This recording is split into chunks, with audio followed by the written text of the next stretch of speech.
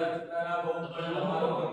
અને કાબુ માછલીની મુદ્રા બનાવવાની કાચી પાણીની ચૂકું રાખવાનું કામ કોનું છે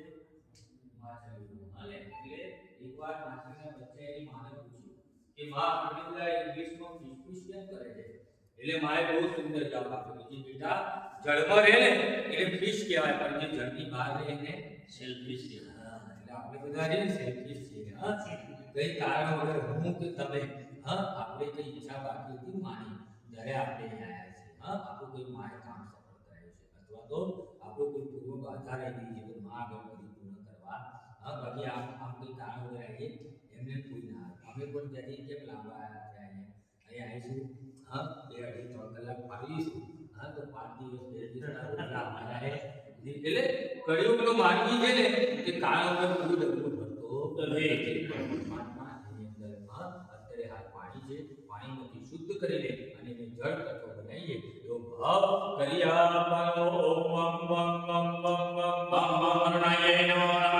હાથ લઈ લેવાનો એક ગ્રાય ચંદન એક ગ્રાય કંકુ રાખવાનો 4 દિશામાં 4 તિલક કરવાના અહીંથી ચાલુ કરવાનો પહેલા ચંદનનો એની ઉપર કંકુનો તિલક કરવાનો ઓમ પૂર્વેરુવેદાય નમઃ પૂજયામિ દક્ષિણેરુવેદાય નમઃ પૂજયામિ વેદામિદાય નમઃ પૂજયામિ પૂજયામિ છાડાના કિયાનો ભાવ નમોનાય નમો નમઃ પૂજયામિ હાથની અંદર ફૂલ ચુકાડા ગો માં ગંગા યમુના નર્મદા દરેક ધોને પગે લાગીને મારે ગંગા કરવાની અમારી પાસે તો સમય નથી પરંતુ આ સૂર્યના કિરણો દરેક ધો પર પડે છે મંત્ર દ્વારા અભિમંત્રિત કરીને અને આ લોટાની અંદર માં ગંગા પધારે માં યમુના પધારે માં નર્મદા ધો પધારે એવો હૃદયનો ભાવ કરીને અને માની આગળ સંકલ્પ પરિપૂર્ણ કરવાનું કારણ કે કહેવાય છે કે એકવાર સંતોની પધરામણી છે ને એ જીવનો મીરાના ગુરુ મીરાબાઈના ગુરુ સાબિત નામ સંત ગોવિંદાસ અહીં સચમામાં એમનું મંદિર જેને જાતના કોણ હતા ખબર છે મહારાજ મરેલું ઢોલો ને ચામડી ઢોલે અને એનું ચામડું ઉતારે એકવાર સંતોને છે ને ગામની ઈચ્છા ના માની એટલે એ બધું રોહિદાસ કરી છે ને એ સંતોને બહુ ટ્રીટમેન્ટ એટલે કે એમની આવડત બહુ સારી આવકાર સારો આપે